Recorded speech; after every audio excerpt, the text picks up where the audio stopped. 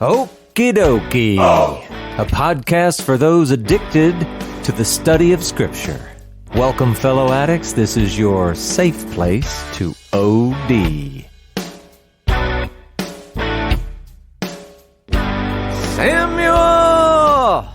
Here I am. What are we going to talk about today? Today we are talking about the Gospels. This is Gospels part 101. Last week we moved on from the story of Zacchaeus to him, Jesus, telling a parable about a nobleman getting ready to receive a kingdom and calling 10 servants and giving them a mina to engage in business until he comes back.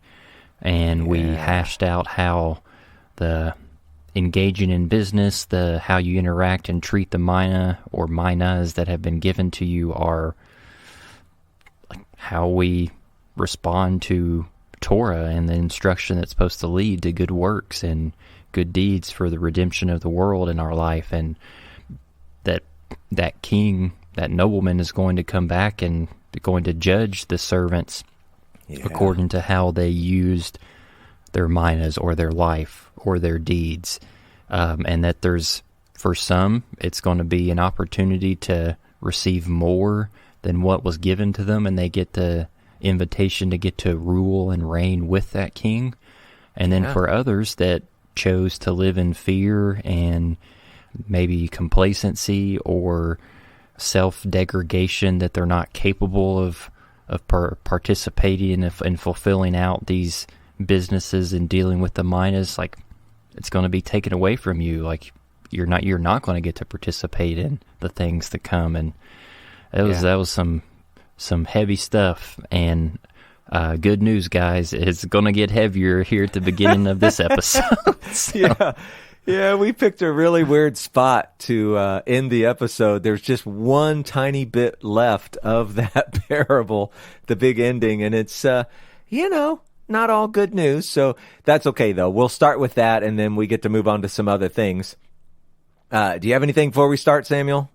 No, I'm ready to rip this Band-Aid off. Yeah, we're still in Luke chapter 19, verse 27. It says this: "But as for these enemies of mine, who did not want me to reign over them, bring them here and slaughter them before me." Ouch! How do we turn this into a nice, lovely Christian message? Well, let's see. First of all, an obvious question: who exactly are these enemies again? Okay, these were those citizens who did not want this nobleman made king, and we said Jesus. They did not want him to rule over them. Remember, they sent the delegation. Please, not this guy. So, now, how do we turn this into lingo that maybe we can tolerate and relate to, reconcile, whatever? Okay, number one, there will be judgment in this life in, many varying ways. Now, in this context, we see the judgment as the fall of Jerusalem and the exile that followed it. Remember, the kingdom was being offered, let's just call it 2,000 years ago. It was rejected, and so now Israel continues to live in exile even to this day. And so Christians, as we are grafted into Israel, we also are living in that exile. So there's judgment in this life, and that's the way it looked out in the immediate context. It might also manifest itself in just various ways in your own life if you're, like the guy that I don't want Jesus to rule. And then there's but what about the ultimate end? Where does this all lead? Well, in our story, the way we see the Bible as a whole, all of this leads to eternal death. In fact, and this is where it gets a little spicy, Jesus, or this nobleman, this king, however you want to look at it, he's going to preside over their death. When you see the stuff in Revelation where, Jesus is coming down and wiping out all these people, okay, that's these guys. And it's such a matter-of-fact end to the parable. But I think because of that, people kind of overlook it. They almost don't take it as seriously as they should. Real-life consequences are huge. And so we need to be like the first servants, the one who were turning their minas into more minas, which in a way, it's kind of like actually turning these current enemies into minas, if you want to say it that way. Kind of see what I'm saying there, Samuel? As we're bringing more people on board, we're bringing more people into alignment with God. Well, who are those people? Well, they started out being these enemies. Okay. Right? We're bringing them in. Yeah, so, maybe that was kind of a silly example. But we need to be those guys. We need to be those guys. And then, just final note, we got to remember this parable, it's being told at Zacchaeus' house. And you got to figure there were probably some of Zacchaeus' quote-unquote friends there as well. Well, what would these people have looked like? Well, they also would have been the lost sheep of Israel. They were the outcasts. They were the sinners, maybe tax collectors, whatever, all that. So they may have actually related to the enemies in this parable at the beginning of the dinner, and you never know. They may have found their way out of it by the end. We don't know. Anyway, these connections, we also mentioned some of the connections back to the story of Archelaus, the way that the Herodians cared for their friends, and the way that they punished enemies. The friends became rulers over cities. Others were either imprisoned or killed or whatever. So all of this was probably very impactful for this particular audience. But as we talked about in the last episode, and we're, sort of finishing up now, I think that this should be super impactful for people even now today. This is a tough parable right here. For sure. And as hard as it is for me to listen to words like 1927 being read and thinking about that being a part of the narrative of God, it's a humbling and a needed reminder that there's not just the feel-good nature and aspect of God's kingdom and the redemption and the salvation and the reconciliation. Like, God, ultimately, in the end, He is going to defeat His enemies. He is going to defeat those that pursued death and evil and destruction. And as like sobering as it is to hear that, like, we need a leader and a king to want to defeat the antithesis of goodness in our life. Yeah, that's so good. Why? Why do we spend all of these hours studying, preparing for the podcast, making the podcast, publishing the podcast? Why do we even do all of this? Even for, our audience is fairly small. Why? Why do we do it? Because your life is on the line. It's all a matter of life and death. This is a really big deal. And in so many ways, Christianity has, made it a little more feel-goody, and so, it is good to see these and just feel the weight of them. It's not the entire story, but, we shouldn't be ignoring it. It's real stuff. So, yeah. Yeah, it's why we say our theme verse at the end of every episode. Like, we pray and hope that you will do your best to present yourself to God as one approved. Yeah. Like a worker a worker for God instead of an enemy of God. Right. Yeah. It's all a big deal. Now, thankfully, though, we can at least end, sort of the harsh part. We'll go on to some other stuff because nobody wants to be in that all the time either. We get that. So here we go. We're going to finish up something here from Luke 19. It's verse 28. And I'll tell you why we include this. It says this, "And when he had said these things, he went on ahead, going up to Jerusalem." So on the surface, kind of reads like they left Zacchaeus' house right after they ate. Like they had things to do, people to see, whatever. Now, practically speaking, I doubt that's what happened. The dinner probably went into the evening, into the dark. The dinner was probably, they probably stayed until morning. That's the real point. And another point to that, remember they're in Jericho, and from Jericho to Jerusalem, it's about a day's walk. And so at least in Luke's narrative, you might imagine, so we get up in the morning, we head to Jerusalem, right? That kind of thing. But anyway, they probably stayed the night. And Luke sets all of this up as a segue into the triumphal entry. Now, we're actually going to go through a few other stories before we actually get there, but it's just cool to note that that's pretty much where we are in the story. Now, we're not quite 75% of our way through the Gospels. We're getting close, but we're not quite there.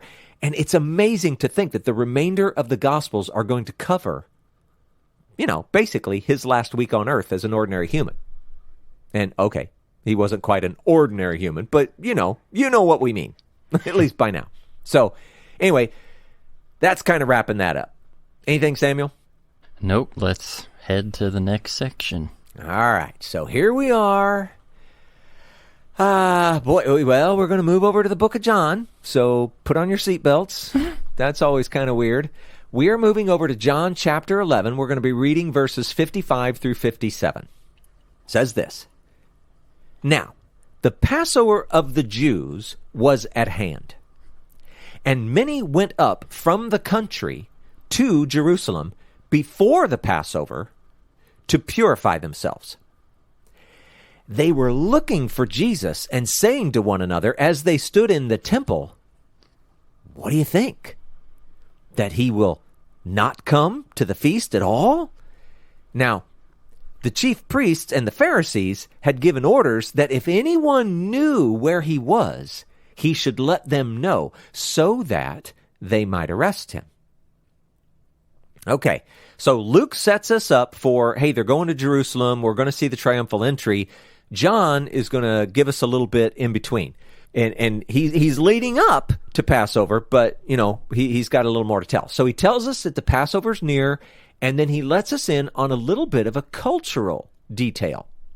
Many of the Jews needed or wanted to travel to Jerusalem for the Passover early. They wanted to go early because they wanted to make sure that they met all of the purity requirements. And this was a lot easier to do while you were just staying in Jerusalem, as opposed to, being at home because things are just going to get in the way or being on the road traveling to Jerusalem. All kinds of trouble could happen there.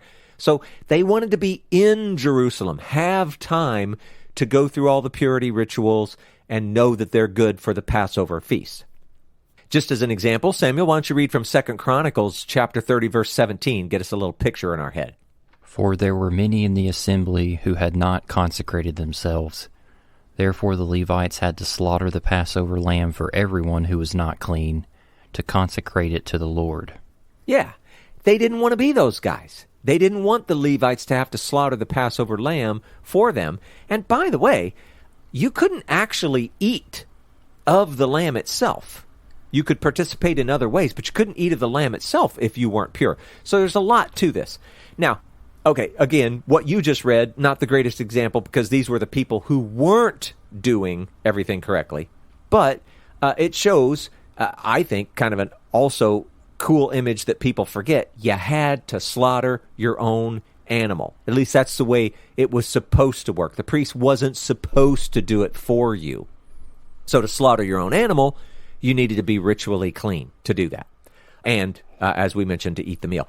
The official purification ritual, just as a side note, actually took about 7 days. So you could think that what John is describing here, this is in the week before the Passover, which is the week that Jesus is going to spend up there. So we're all in this together, right? We see that.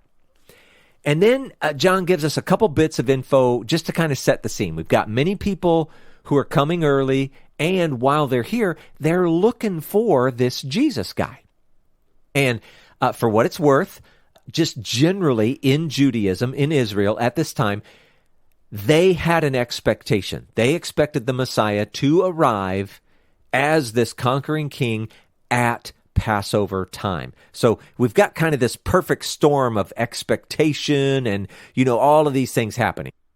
But because no one was seeing him around, they began to wonder, maybe he's not coming. The reason they jumped to this conclusion is because the chief priests and Pharisees had been spreading the word, hey, if anybody sees this Jesus guy, you got to let us know, because they wanted to arrest him.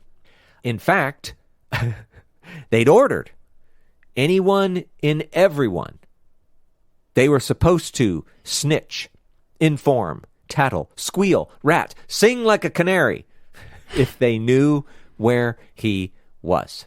That's interesting because haven't we seen previously in the Gospels where these same people, chief priests and the Pharisees who were in opposition to him, the text says things like they were trying to figure out a way, like grounds by which that they could arrest him. Yeah.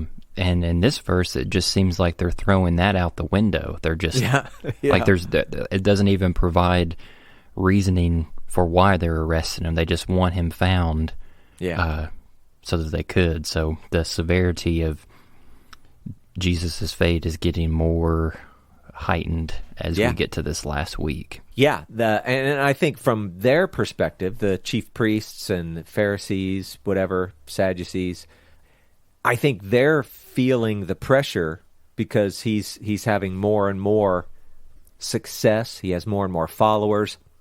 And from their perspective, that's just trouble with Rome. So, yeah, I think everybody's feeling, again, it's like this perfect storm is brewing. It's kind of neat. Well, let's go on. John's going to give us some more detail. It's all kind of good, kind of fun.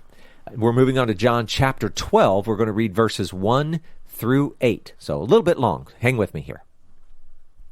6 days before the Passover, Jesus therefore came to Bethany, where Lazarus was, whom Jesus had raised from the dead. So they gave a dinner for him there. Martha served, and Lazarus was one of those reclining with him at table. Mary, therefore, took a pound of expensive ointment made from pure nard, and anointed the feet of Jesus, and wiped his feet with her hair. The house was filled with the fragrance of the perfume. But Judas Iscariot, one of his disciples, he who was about to betray him, said, "Why was this ointment not sold for 300 denarii and given to the poor?" He said this not because he cared about the poor, but because he was a thief, and having charge of the money bag, he used to help himself to what was put into it. But Jesus said, "Leave her alone, so that she may keep it for the day of my burial. For the poor you always have with you, but you do not always have me." Oh, John, always good information and confusion all wrapped up together. It's good. All right, so what do we have inside here? We see Jesus acting like many of the others. He's coming to Jerusalem a little early, and, maybe we can assume that it is for purity's sake. Except, we see that he doesn't go to Jerusalem directly. He goes to Bethany, which, as we've said before, it's just outside Jerusalem, probably a couple miles. And he's been there before, at least a couple of times in the Gospels. I'm imagining in real life it was probably more than that, but that's what we see in the Gospels. And it's the home of 3 siblings, and these are probably familiar to you too. We have Martha. She's the hostess with the mostest, right? And in fact, sometimes a little too much, we saw. We have Mary. She's the one who sat at his feet in much the way a disciple would. And, many Bible scholars wonder, should we think of her as a disciple or not? And some of her look at it different ways, whatever. But anyway, she sat at his feet. And then we have Lazarus, whom we don't really know too awful much about, except the part where they were friends and Jesus raised him from the dead. So Jesus, I think that we're to understand that Jesus had been traveling on a Friday, and he's arrived in Bethany just in time for the Sabbath. Well, why do I say that? Because John says it is 6 days before Passover. So he'd probably spent that day in a typical manner of every other Jew in his day. And again, that's important. We need to, when we have our mental image of Jesus, we need to see him as an ordinary, everyday Jew, at least in his day-to-day behavior. So anyway, now it depends on how you look at this. Some people think that it was the village of Bethany that sort of threw this dinner, and others think it was the family of Lazarus that threw this dinner. I guess we don't know. When I read it, I just kind of naturally gravitate toward it was the family that was giving him this dinner. But, whatever. Could be either. And it probably included, at the very least, the 12 who were traveling with him. It could have been more. We don't know. And it was probably, at least what's being described here, this probably ends up being the meal that marks the end of the Sabbath as opposed to one marking the beginning. There are a number of reasons for that, but again, it's a lot of speculation. So if you want to think of it differently, by all means, go ahead. But here we are. Martha is serving. And again, if it marked the end of Sabbath, then she could have done her deal, right? She could have been doing work, okay? So Martha is serving, and, some things never change. Here's Lazarus. He's reclining at table with Jesus. It's kind of a detail we've never seen or heard before. But then Mary, oh my goodness, she pulls out all the stops. Do you know what that idiom means, Samuel? I do not know. If you played the organ, you would know what that meant. Oh, now I do. Okay. Yep, you got those little pegs that... Yeah, all the little sliders and pegs and things, those are the stops on an organ. And if you pull them all out, the organ is blasting its full whatever, right? Mm-hmm. So Mary pulls out all the stops. And she has this expensive perfume called nard, which is actually just short for the word, I think it's pronounced spikenard. Weird word, whatever. I don't know. But now, there's a thing. It's weird, though. It may have come from the Far East. It was most prevalent, most popular, coming from, I don't know, what we would think of today as like Tibet or Nepal, something like that area. But just as a side note, there was also a very fine Syrian variety. So that's kind of like right there nearby in the Middle East. But whatever, it says a pound, and we kind of need to translate that a little bit into today's terms. It wouldn't be 16 ounces. This was much more like just a little under 12 ounces. It's a Roman measurement thing, whatever. Don't worry about it. So it's still a lot. And it was very expensive. In this case, 300 denarii. How much was a denarii, Samuel? Common term? A day's wages. Yeah, so 300 of them, that's like Almost 10 months. Nearly a year's worth of wages, right? And so, now, there's a couple possibilities for that. On one hand, it may have been somewhat of a family treasure. Something that they had, it was for the purpose of, burying and whatnot. On the other hand, there's a lot of speculation that Lazarus was actually a man of means, like a fairly rich dude. And so maybe it wasn't quite so grand as a family treasure, but nonetheless, it was still expensive, right? It wasn't just, junk. So anyway, we can't be sure, but here's the thing. She uses the entire contents on his feet. I don't care who you are. That's kind of excessive. That's extreme. And she didn't just, pour it out or whatever. She rubbed it in. Now, where do I get that? Well, it's kind of from the underlying text. If you look at some of the Greek language and, comparisons back to potential Hebrew words and all that kind of stuff, it really does appear that what's trying to be communicated is that she was rubbing this into his feet. And then she wipes his feet off with her hair. And this was a really strong ointment. So the smell had to just be filling the house. It had to be super strong for Jesus and those nearby him. Mary, it's in her hair. I mean, this had to be really, really, really intense. Now, this story actually is very similar to a couple other stories. You've got a story in Mark 14 and Matthew 26. But there are some differences in those stories. Just as an example, Mary isn't named. In those stories, this occurs at Simon the leper's house, and it occurs on the coming Wednesday, so it's a few days from now.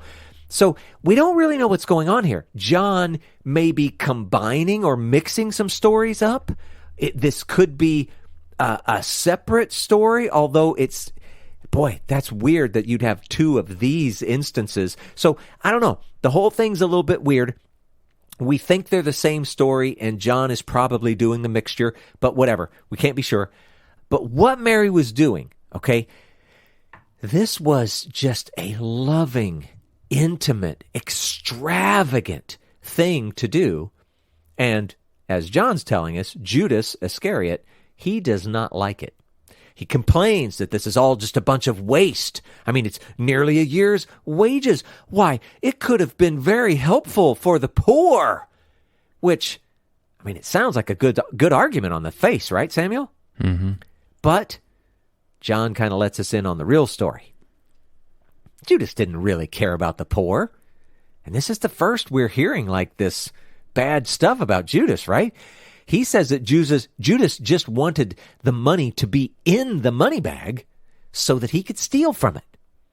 Now, I know some of you could be excused for all of a sudden confusing this Judas Iscariot with a modern-day American politician. But I assure you, this was back in the first century Israel, okay? Now, one additional point, this whole thing about touching the feet, this whole thing about loosing her hair in public, the whole thing about anointing, this could all be easily understood as some sort of show of affection, maybe even like an availability for marriage. Now, it definitely doesn't have to be that. But I think we would be unwise if we just, completely ignored that possibility. But here's the thing. I think we see John trying to sort of paint a picture like, you know what, there was a little something between Mary and Jesus. Now, it's important to note, it never came to anything, never came to fruition. But it's just interesting that John seems to want us to see a little something there, whereas the other gospel writers don't. But I'm just saying, I'm not saying that this is what's happening. I'm just saying, it's an interesting possibility, and we probably shouldn't just toss it aside as if it means nothing. But anyway, if it wasn't some sort of, intimate thing, it could have been merely just like excessive religious devotion. That's another way to look at it. I mean, we talked about her maybe being a disciple. And a little odd for women, but we know that it was real. That happened. They existed. So maybe this is just a religious devotion. I don't know. You can decide for yourself. Maybe it was one. Maybe it was both. Maybe it was neither. I don't know. But John, he seems to keep wanting to put it into the story. But anyway, Jesus defends Mary, what she has done. And the text here is kind of weird, kind of difficult. The story, on one hand, it has seemed really clear that she used it all. Mary's actions in verse 3, Judas's response in verse 5. However, in some translations, kind of like the ESV that we're reading here, they have verse 7, and the wording of it, I don't know, it's kind of suggesting that, well, maybe there would be some left over because she's going to keep it for his burial. And again, that's opposed to selling it for the poor. Now, other translations, though, when you look at their verse 7, they seem to suggest that she's saving it for his burial. However, she chose to use it at this moment because she knew what was coming. Maybe she had some sort of prophetic insight or, something of that nature. And so she's performing this as what we might view as a prophetic action of sorts. Now, there are other possibilities. We'll never really know. Either way, Jesus adds to the commentary and we sort of get his take on it. He seems to think that her actions were indeed as an anointing for burial. Now, whether Mary truly meant it that way or understood it that way or not, we don't know. But Jesus did, and he felt that it was appropriate. He felt that this was, Mary bestowing honor and that was a good thing to do. And his reasoning was this.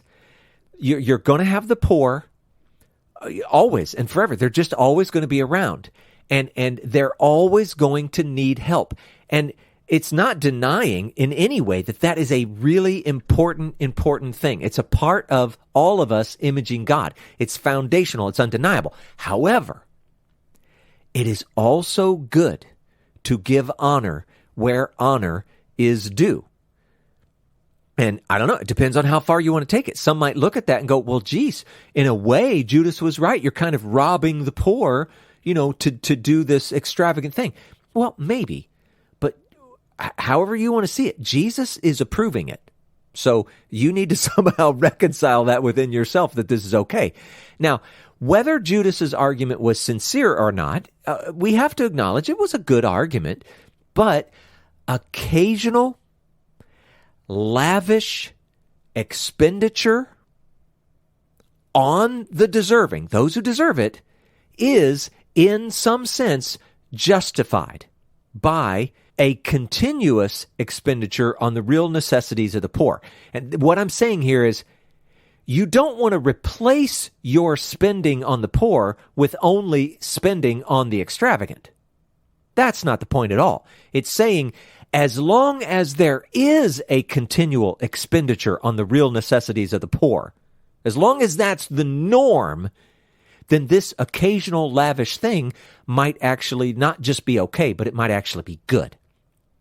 And it fits into that whole idea of, look, Christianity, Judaism, whatever God is calling us to, enjoying and celebrating life, enjoying and celebrating living is an important aspect of the Christian walk. It's an important aspect of Torah.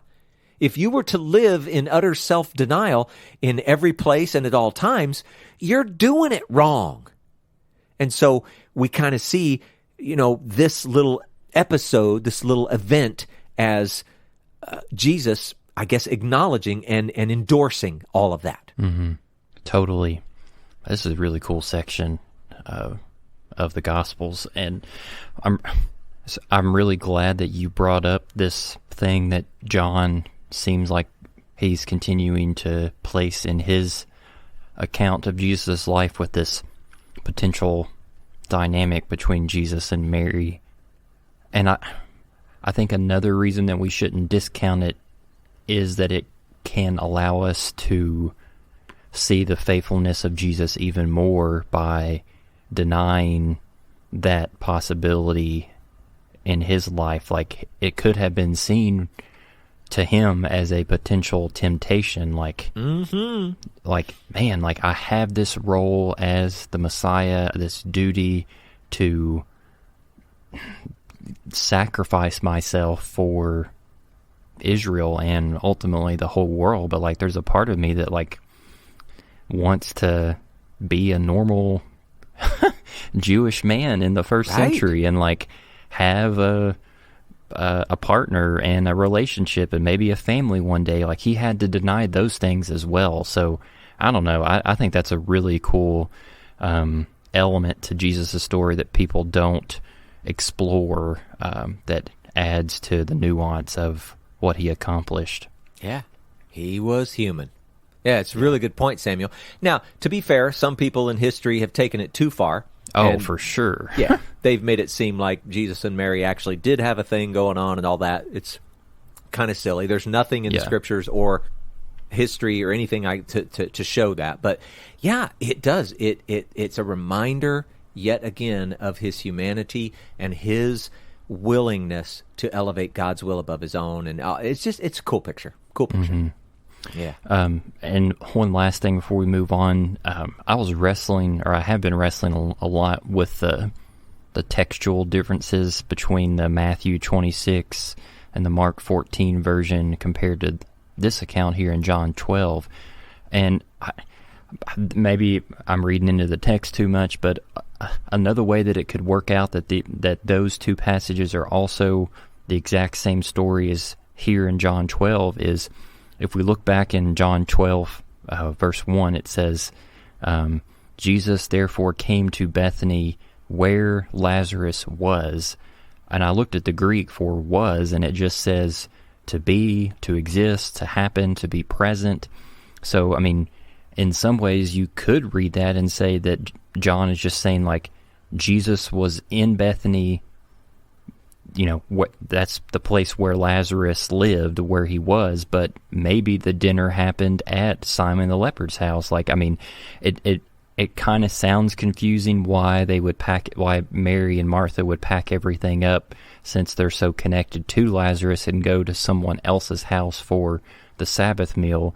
But I'm just saying that you can't rule it out as a possibility, because John's text doesn't explicitly say that they're at Lazarus's house. Like, am I reading into the text too much here? No, but I think that there's a different point that people focus on that is relevant. In John 12:1, he very specifically says 6 days before Passover. So we know that is on Saturday. Mm-hmm. In the other stories, we know that it's Wednesday. We'll get there. You'll see that when we get there. So that's where people get this weird discrepancy. They're going, man, it sounds like the same story. We've got some weird details, but they're happening on different days. And so that's why they try to find ways to reconcile it. Like, well, maybe John just kind of mixed up his stories, or, some people think, well, no, maybe it really is two different stories, or whatever. So I don't know if that is, well, how's that sitting with you, Samuel? It's fine. Do? We've said it before that not having a 100% identical agreement between the four Gospels actually bolsters its legitimacy, because human accounts can't be identical if it's going to be authentic and accurate based on how those people perceive those events. Yeah.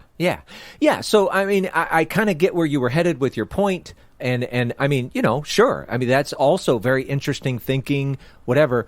But in terms of, well, let's just say the modern argument over what's really happening here, what they care about is what day of the week it is, that kind of thing. Mm-hmm. But yeah, it's, I don't know. But there is a lot of people struggle with this story and the one in Mark 14, Matthew 26. So yeah. If they are different accounts, that's crazy. Like, isn't it? By the end of Jesus' life, is like, man, that guy had his feet rubbed by hands and hair wiped up. Because there's another account in Luke 7 that seems different. Because that's at a... that's much earlier on, yeah. Yeah, that's one of the Pharisees' house that he was at. So it's just odd. It is.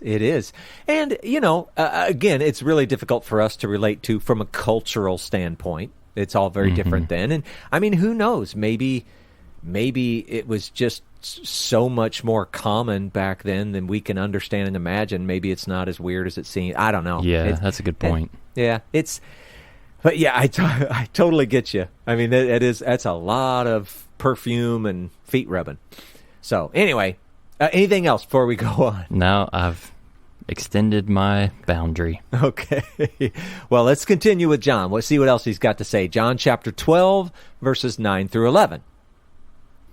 When the large crowd of the Jews learned that Jesus was there, they came, not only on account of him, but also to see Lazarus, whom he had raised from the dead.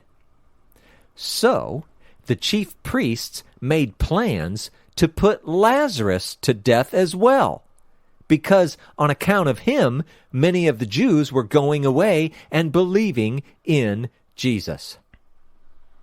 So, I mean, this is just getting out of hand. People are becoming irrational, losing their minds. So you got this large crowd of Jews. Now, it could be that these are those that we learned about at the end of chapter 11, whatever, we don't know. But whatever, whoever they are, they heard that Jesus was in Bethany. And so I think, naturally, they wanted to see him. And there was an even added bonus, if you want to think of it that way. If they went to see him now, they could also see Lazarus. He's that guy that got raised from the dead. And it's only a mile or two outside the city, so everything was in their favor. They went. They had to go see this guy. And then John, he kind of lets us in on some more of the behind-the-scenes story. He says that these same people that wanted Jesus dead, well, now they want Lazarus dead too. Now, just take a moment. Imagine you're Lazarus, okay? You're the only guy walking around on the earth that's been dead for 4 days and then brought back to life. And what reward do some people have waiting for you? Let's kill him! I mean, this poor guy, he can't win for losing. But why is it that they want him dead? It's because Lazarus's story was both incredible and yet at the same time completely credible. It was turning people's hearts. People were seeing it, or I guess hearing about it, and they knew that it was true. They found Lazarus' story, and I guess you could say they found even Lazarus himself to be so compelling that they believed this Jesus was in fact God's Messiah.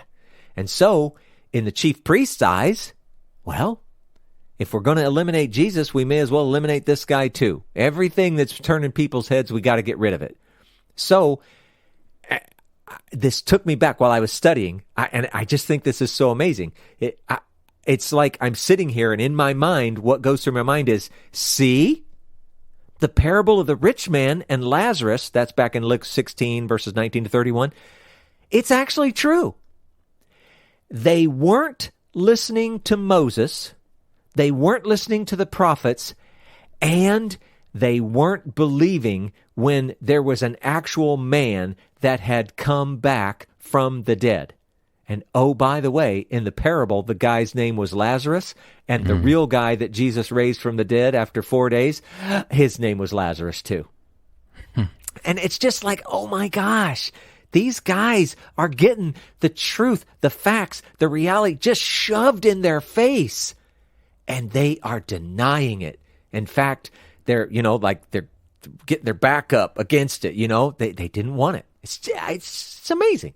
Yeah, it's really cool that you bring up the credible nature of Lazarus' story, because if we also think back to the contextual detail that whenever Jesus went to Lazarus' home, they were in the middle of the mourning or the grieving ceremony for him, and you had all those people at his home inside, and then you had where Mary ran out to see Jesus, and we assume that a bunch of that would have been very shocking, and because people were sitting Shiva, and more people would have come out, and it was a very public thing that happened that many people saw, and it just adds to the nature that if you continue to have increasing credible accounts that this is God's Messiah, then these people who are wanting to arrest him and ultimately kill him, it just seems like they don't want Jesus to be their Messiah. That's what they're bothered with. It's not the credibility nature, it's their preconceived notion of who they want Messiah to be, and Jesus doesn't fit that description for them. Yeah. And what you've described is the citizens of that parable who sent a delegation saying, we do not want this man to be our king. Yep. Yeah. It's exactly it. Exactly it. Yeah. It's a cool picture. Well, okay, so we're left here at an interesting point because now we're going to move on. We're going to go back to Matthew, Mark, Luke, and this is actually, I don't know, I think a lot of people sort of mark this as the beginning of the triumphal entry. And I think we can go ahead and do this next little section because it acts as a setup to the story anyway, and it'll be okay that we have to sort of do the cliffhanger, leave the story like we always do. This isn't a bad spot. So we're going to go on to the next bit. We're looking at Matthew chapter 21, verses 1 through 5. Mark chapter 11, verses 1 through 3. And Luke chapter 19, verses 29 to 31. And I'm going to read from Matthew, and then I also want to point something out in Mark. So here we go. Matthew 21:1. Now, when they drew near to Jerusalem and came to Bethphage, to the Mount of Olives, then Jesus sent 2 disciples, saying to them, "Go into the village in front of you, and immediately you will find a donkey tied, and a colt with her. Untie them and bring them to me. If anyone says anything to you, you shall say, 'The Lord needs them,' and he will send them at once." This took place to fulfill what was spoken by the prophet, saying, "Say to the daughter of Zion, Behold, your king is coming to you, humble and mounted on a donkey, on a colt, the foal of a beast of burden." And then one little bit over here in Mark. Let's see, in verse 2 he says, "And he said to them, Go into the village in front of you, and immediately as you enter it, you will find a colt tied." And he adds this little bit, "on which no one has ever sat. Untie it and bring it." So I'll explain why that might be important. Either, well, I'm not sure if that's going to make it in this episode or not, but we'll get there. At least I pointed it out. So first of all, there's a lot of discussion, confusion maybe about Bethphage and Bethany. So what can I tell you here? Number one, it's assumed to be on the eastern side of the Mount of Olives. So you've got Jerusalem, and if you were traveling east away from Jerusalem, you would have the Mount of Olives, and then if you tipped over just to the other side of the mount, then you would have Bethphage. And if you continued further, you would eventually make it to Bethany. And remember, that's just a couple of miles total. Now, John's gospel just had us in Bethany. So, altogether, it's like, okay, we're probably in this Bethphage place. It's different from Bethany. The reason I say that is because some scholars seem to think they're the same place or whatever. It's kind of a weird argument and discussion, and it's for people way smarter than us. So for our purposes, we're just going to go, look, there's Bethany, there's Bethphage, and Jesus, they're walking, they got to this other place. So anyway, either way, we know that these stories are connecting. We got pretty good connection here. It's only a couple of miles from Bethany to Jerusalem, and Bethphage is likely on the way. And as I mentioned, it's like close to the top of the Mount of Olives, and it's situated on the eastern side.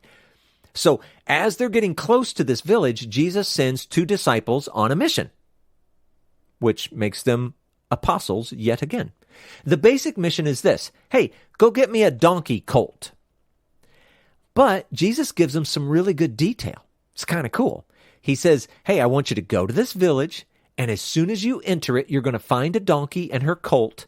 Now, to be fair, that's Matthew's version. In Mark and Luke, there's just one. Just go get the colt. But anyway, he tells them, just go ahead and untie it, or them, and bring them back to me. And if we stopped right there, I mean, you might think to yourself, gee, that kind of sounds a little bit like theft, doesn't it? Right? If you were sent on this mission, if you had no further detail, you might actually feel a little uncomfortable right at this moment. Hey, go steal me a donkey. But thankfully, Jesus continues. He adds that, hey, if anybody questions what you're doing, just say, the Lord has need of it.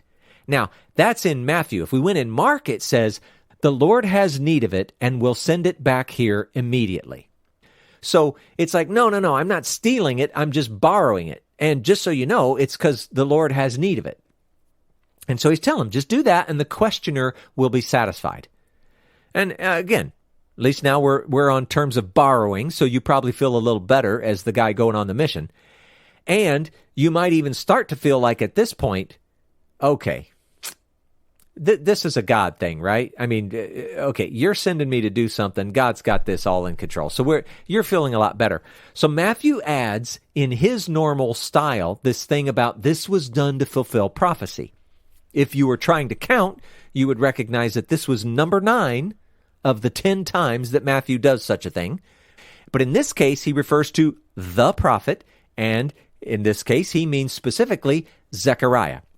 And Samuel, why don't you read that from us in Zechariah 9:9. Rejoice greatly, O daughter of Zion. Shout aloud, O daughter of Jerusalem. Behold, your king is coming to you. Righteous and having salvation is he, humble and mounted on a donkey, on a colt, the foal of a donkey.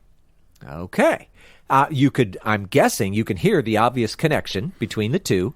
One thing that's important, though, is that in Zechariah, he refers to a donkey, a colt, the foal of a donkey. And some people believe that that's why Matthew's account has 2, because it's kind of doubled up in the Zechariah verse. And others think that, no, that's just Matthew's recollection of the story and, whatever, who knows. But this particular verse from Zechariah, before Jesus was ever on the scene, while Jesus was on the scene, after Jesus, it was a commonly understood reference to Messiah. Outside of its original purpose, okay, everybody was like, oh man, this has got to be about Messiah. In fact, there came to be in Israel and Judaism, just generally speaking, the whole idea of a donkey, someone riding on a donkey, took on this almost like a hyper-messianic sort of analogy or indication or something like that. And the reason was they started connecting it with a bunch of other verses in Scripture. Here's just one example. Samuel, read Genesis 49:11. Binding his foal to the vine and his donkey's colt to the choice vine, he has washed his garments in wine and his vesture in the blood of grapes. All right. Now, that probably doesn't sound nearly as obvious to you or me or any of us. But in that particular section, Jacob is blessing each of his sons right before he dies. And this is while he's blessing his son Judah. What tribe did Jesus come from, Samuel? From Judah. Yeah. And this little thing about the donkey's colt, it became associated with Messiah. And so this just adds to that whole idea of someone riding on a donkey has this messianic connotation. And there are other places, maybe Genesis 22:3, Genesis 32:5, Exodus 4:20, Isaiah 62:11. The list goes on. So from our perspective, kind of looking in hindsight, well, you hear this little prophecy and it's kind of hard to miss. But from their perspective, this was probably, kind of a neat deal to be able to see that. The point is, Jesus is now hiding nothing. How many times, Samuel, in the Gospels did we see Jesus trying to keep who he was quiet? Quite often. It's got to be a pretty big number. Yeah, he did it a lot. And now all of a sudden, not only is he not hiding anything, he's actually making a very public and very explicit demonstration of who he is. Riding the donkey into Jerusalem, I mean, it's as if he rented a billboard and said, hey, I'm the Messiah, right? It's a big deal. Every Jew would have picked up on this. So it's a very big deal. Now, we're going to go ahead and stop here. And it's kind of good, again, because this is the point where Jesus said, hey, this is what I want you to go do. Matthew sort of gives us a little extra insight into what this all means. When we come back in the next episode, we'll actually get to see them, sort of walking this out in real life. So it's a pretty good place to stop. But, Samuel, comments or questions? Yeah, this very public and clear proclamation that Jesus is alluding that he is the Messiah in the lingo of Gen Z, he was, quote, straight flexing. Ah, I have no idea what you just said, but it sounds good. But on a more serious note, with the donkey foal colt associations with Messiah, does that mean that riding on donkeys was not very common in Jewish culture? Do you know that? You know, I don't know that, and it seems weird to me, the way you presented the question, because I would imagine that they did that all the time. I would imagine going to and from Jerusalem, lots of people were riding on donkeys, all that kind of stuff. So that is a really good question and an interesting point, but somehow, maybe we could say it this way. Maybe we could say, listen, if you've got a whole bunch of people who are, believing you are the Messiah, claiming you are the Messiah, or we could even go further and say, curious and wondering if you are the Messiah, if you are the center of attention for that very specific purpose, well then, riding a donkey into Jerusalem, okay, maybe at that point, it's like, now it's unmistakable. Sure, we see people riding donkeys every day, but this guy into Jerusalem at Passover, I mean, it's like, this is everything we expect. So maybe it's, that very, very specific context that makes it so clear to the people. Okay. Gotcha. Yeah, you sound so convinced. I'm buffering at the moment, trying to fit all the pieces together. Yeah. And while we're at it, any chance you can say anything about that whole elephant in the room about no one's ever sat on this colt or donkey, or do we have to wait until next week for that? You know what? I think we should wait. Okay. Yeah, I think we should wait because we're going to explain it and why it maybe, is of interest or whatever. But it's going to make more sense when we get to the part where they actually go do stuff. Okay. Yeah, so just remember it. And then, one more thought. The idea of how do we know that this was such a very public and clear proclamation? Well, again, when you see what people do in response to his riding in on a donkey, that also sort of adds to the whole imagery. So that'll be coming up in the next episode as well. Gotcha. So, yeah. Anyway, anything else? No, I think we should head on out of here. All right, stick a fork in it. We're done. Okie dokie.